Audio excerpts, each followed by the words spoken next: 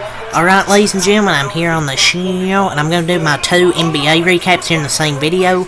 I'm going to talk about here, the first, the Denver Nuggets beating the Philadelphia 76ers, 111-105 reaction, and then I'll do Clippers Celtics, 115-96. Clippers win that, give my thoughts on that game. Let's get these 2 videos, I don't have to do them 2 separately.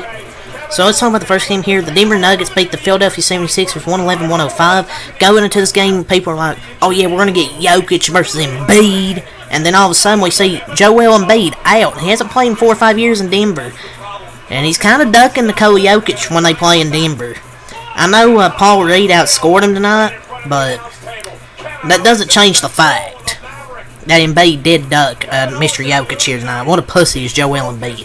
Fans paid money to see you, Mr. Embiid, and you don't show up. We might have to file a PB&J for, missing persons report for Joel Embiid.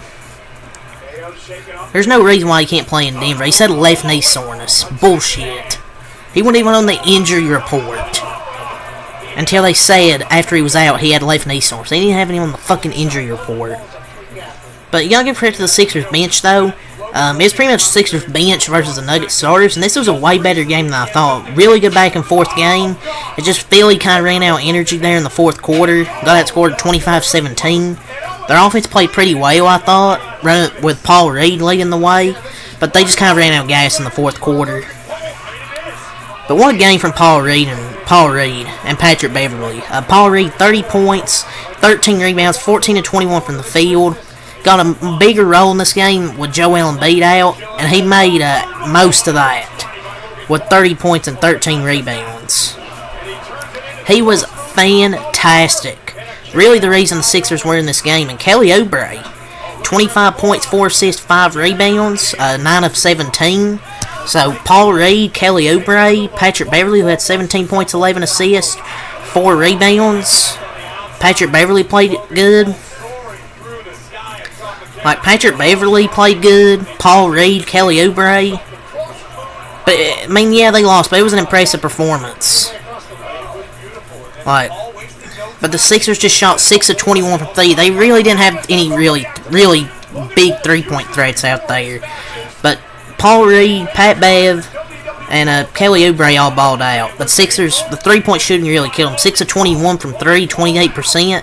But one of the more impressive performances of the season, you gotta respect the hell of an effort from this group from the bench. But they need a volume three-point shooter, even think about getting past the second round. They really need to add another three-point shooter, off the bench.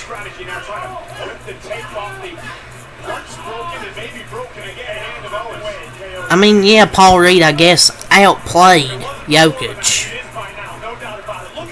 But, Jokic still played a good game. But they took the win. I mean, you get outplayed, sure, but they won the game. Marcus Morris had 17 points, 4 rebounds, 2 assists, 7 of 16 from the floor tonight. Kenyon Martin Jr., 7 points, 4 rebounds. Daniel House, 6 points, 3 rebounds. I thought he done a good job. Korkmaz even had 3 points. He had 3 points on 1 of 2, but he had 3 assists. Some good playmaking while he was out there. But this group put up a hell of an effort, especially with being a bunch of fucking bench players.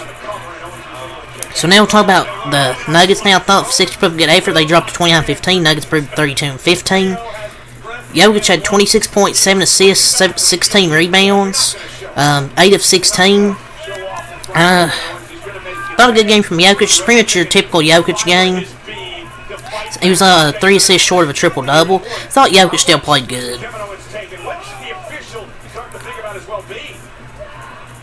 But even Jokic said he wanted to make sure Paul Reed got credit for how he played, and he was very impressed with how he approached the game.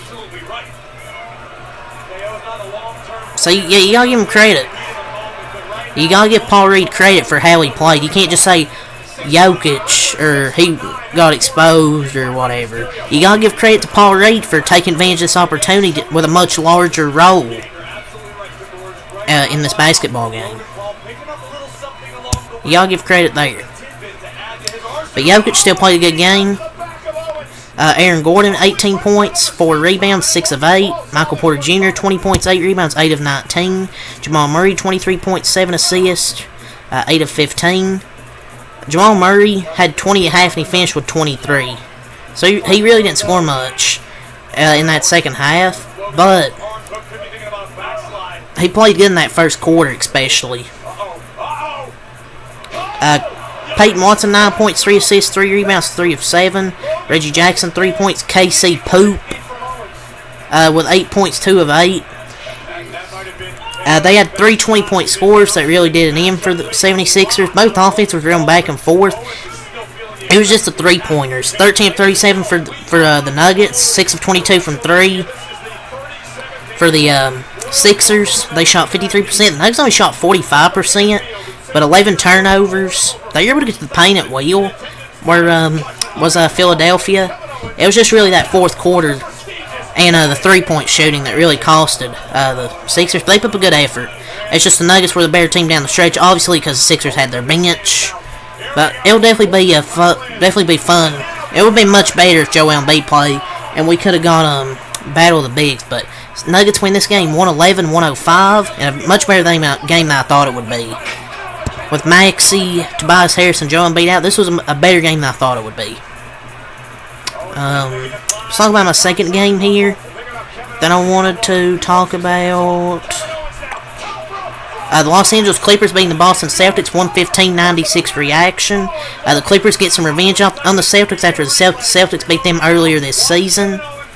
Dominating performance from the Clippers. Very, very impressed with this Clippers team. From where they started with the James Harden trade, they were like 0-7. But ever since then, they have just flipped a switch. And they destroyed the Celtics 115-96. This game was even more of a blowout. The Celtics outscored them in the fourth by 12. But you gotta give credit, man. Just what a fucking game from the Clippers. It was really those second and third quarters. They outscored them 29-18 and then 36-21. The Celtics offense was just never really able to get into a rhythm until fourth quarter, basically when the game was already over. But it's not like the Clippers shot the lights out. You look percentage-wise. I mean, 44.1% from the field, 25% from 3. Both teams shot 10 of 40, 25% from 3. But the Celtics were 36 of 100 from the field, 36%. The Clippers were 45 of 102, 44%. That doesn't scream all impressive. But they had 64 points in the paint. They were really able to get to the paint at will. And they had made 15 of their 18 free throw attempts. And the Celtics had 11 turnovers. Daniel Theis, 18 points, 2 assists, 7 rebounds, 8 of 9. It was really just a balanced scoring effort. That's why this game was a blowout. You had Daniel Theis with 18, 7, and 2 with 3 blocks. Kawhi, 26 points, 7 rebounds. I believe had 2 steals, 2 blocks, 2 assists. He shot 10 of 15 from the floor. Paul George, 17.6 rebounds, 5 of 11. Plumlee, 8.7 rebounds. He was 4 for 4. Harden, 9.7 assists, 8 rebounds, 2 of 11. But good all-around game, though. I guess assist and passing-wise. Mir Coffey, 10 points, 3 rebounds, 4 of 9. Terrence Manson, 14 points, 3 assists, 6 rebounds, 6 of 12. Powell, 4 points. Westbrook, 4 points, 5 assists, 4 rebounds. It was just a balanced scoring effort. 5 players in double digits. And you didn't really get much, really, from the Celtics. Had 3 players in double digits. It wasn't really a balanced scoring effort. They couldn't nail the 3. It's whenever they don't nail that 3 ball, they struggle, to the Celtics. Jason Tatum, 21 points, 11 rebounds, 8 of 18, though. Jaylen Brown, 8 points, 6 rebounds, 3 of 13. But yet this guy has like one of the highest paid contracts in NBA history. Which is crazy to me. Horford, 19 minutes, 0 points. 0 for 5 from the field for Mr. Horford. Drew Holiday, 7 points, 4 assists, 2 of 12. Nobody shot well this game. Derek White, 2 points, 0 of 8. Pritchard, 12 points, 2 assists, 4 rebounds, 4 of 8. I thought he played a good game to Peyton Pritchard. Luke Cornett, 11 points, 5 rebounds. 5 of 10. There was a nice spin where Kawhi Leonard had and postered Luke Cornett, which is that was pretty funny. Quaida, 8 points, 5 rebounds off the bench. Mihaluk, 6 points. Stevens, 8 points, 5 rebounds. You know, some of these bench guys play better than the starters. Sam Hauser, 6 points. They really didn't shoot well as a team. Nobody individually shot well. Where the Clippers just had a really good balanced scoring attack and just more depth in this game. So Celtics dropped to 35-11 on the season. Clippers 30-14. The Clippers team just so good in the West. They're going to be one of the top teams in the West this year that I think can take down Denver.